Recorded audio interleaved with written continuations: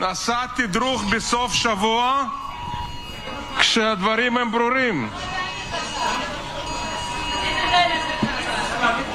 נא להישמע להוראות משמר הכנסת. כשנקבל הנחיות ממשמר הכנסת נפעל בהתאם. Serangan balasan dari Iran ke Israel memicu kepanikan di parlemen Israel atau Knesset.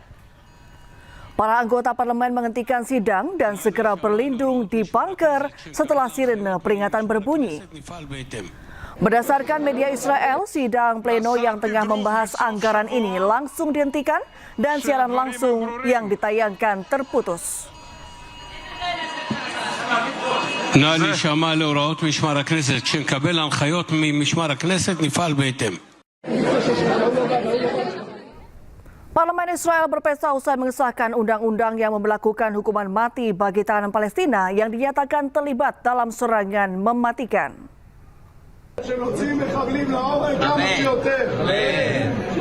Anggota parlemen Israel merayakan pengesahan undang-undang yang memberlakukan hukuman mati bagi tahanan Palestina yang dinyatakan terlibat dalam serangan mematikan di tepi barat. Kebijakan kontroversial ini disahkan dalam pemungutan suara pada 30 Maret 2026 dengan hasil 62 anggota parlemen mendukung dan 48 menolak. Melalui aturan baru ini, hukuman mati ditetapkan sebagai vonis utama dalam pengadilan militer Israel terhadap warga Palestina yang dinyatakan bersalah. Eksekusi bahkan dapat dilakukan dalam waktu sekitar 90 hari setelah putusan dijatuhkan. Pengesahan undang-undang ini langsung memicu kecaman luas dari komunitas dan kelompok hak asasi manusia. Banyak pihak menilai aturan tersebut bersifat diskriminatif karena dalam prakteknya menyasar warga Palestina serta berpotensi bertentangan dengan hukum internasional. נסעתי דרוך בסוף שבוע כשהדברים הם ברורים.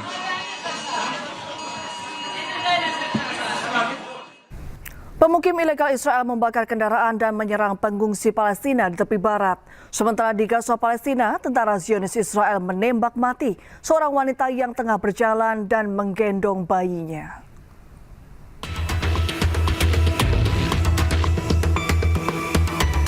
Pemukim ilegal Israel membakar beberapa kendaraan dan menyerang pengungsi Palestina di daerah Al-Rahwa di kamp pengungsi Al-Arab Utara Hebron tepi barat. Sumber-sumber lokal mengatakan pemukim ilegal Israel juga membakar sejumlah kendaraan di Bethlehem. Sementara itu, tentara Zionis Israel menembak mati seorang wanita yang tengah berjalan dan menggendong bayinya di Gaza, Palestina. Tembakan tentara Zionis Israel tepat mengenai kepala korban. Sesaat usai tembakan, tubuh wanita tersebut langsung ambruk bersama bayi yang digendongnya. Tembakan di kepala mengakibatkan korban langsung meninggal dunia di lokasi. Konflik Amerika-Israel dengan Iran meluas. Milisi Houthi Yaman mengumumkan masuk dalam pusaran konflik memicu eskalasi.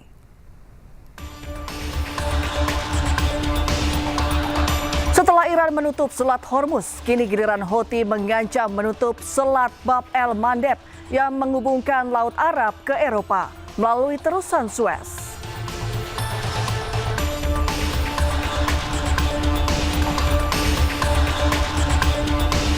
Jika Selat Bab el-Mandeb ditutup, kapal yang akan menuju Eropa melalui Laut Arab harus memutari benua Afrika.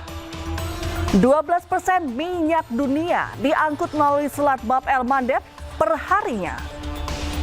Jika ditutup, krisis energi diprediksi akan makin parah.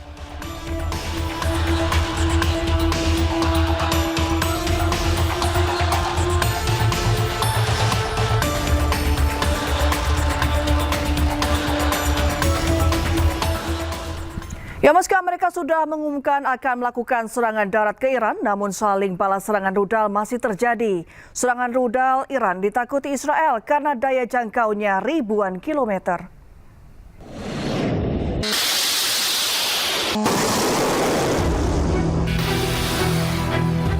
5 pekan konflik Amerika-Israel dengan Iran, rudal-rudal Iran terus menghujani Israel serta objek militer Amerika di kawasan Teluk.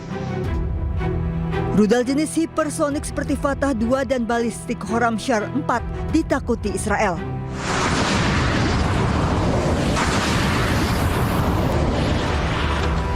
Kecepatan rudal-rudal Iran dikenal ekstrim, mampu bermanuver dan menjelajah dengan jangkauan sangat jauh hingga ribuan kilometer. Bahkan rudal Iran mampu menembus sistem pertahanan udara Israel yang canggih seperti Iron Dome serta Arrow 3.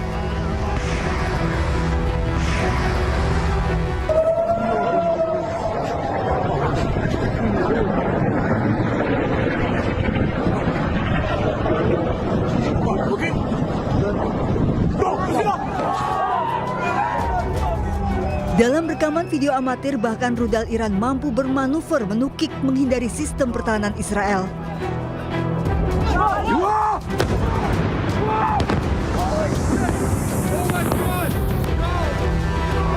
Data dari Iran Watch, kemampuan rudal-rudal hipersonik dan balistik Iran mampu menjangkau hingga wilayah proksi Amerika dan Israel.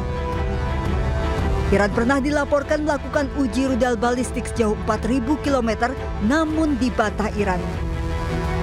Jika melihat dari daya jangkaunya yang ribuan kilometer, bukan tidak mungkin bisa mencapai sejumlah negara di Eropa.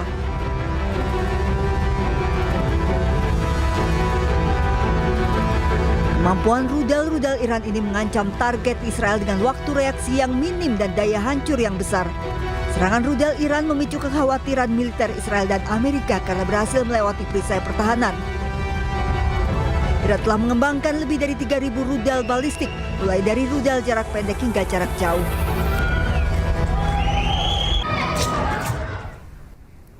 Pemirsa, 3 prajurit TNI gugur di Lebanon akibat serangan Israel. Pemerintah Indonesia meminta ada investigasi penuh dari UNIFIL untuk menemukan penyebab gugurnya prajurit Indonesia.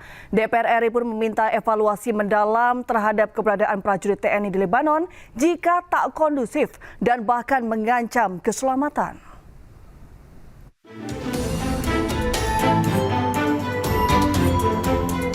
Indonesia berduka, 3 prajurit TNI yang bertugas sebagai pasukan penjaga perdamaian PBB di Lebanon gugur akibat serangan Israel. Selain itu, 2 prajurit lainnya juga dilaporkan mengalami luka berat. Menteri Luar Negeri Sugiono meminta UNIFIL menginvestigasi penuh insiden ini dan meminta semua pihak untuk melakukan deeskalasi. Kami menugaskan kepada kedutaan besar kita yang ada di Beirut untuk terus memonitor perkembangan prajurit kita, kemudian meminta investigasi penuh dari UNIFIL untuk bisa menemukan sumber dari insiden ini, dan sekali lagi meminta kepada semua pihak untuk melakukan deeskalasi. Sementara itu, Wakil Ketua Komisi 1 DPR RI mengatakan penempatan prajurit TNI di wilayah konflik harus segera dihentikan jika dirasa tidak aman dan bahkan mengancam keselamatan.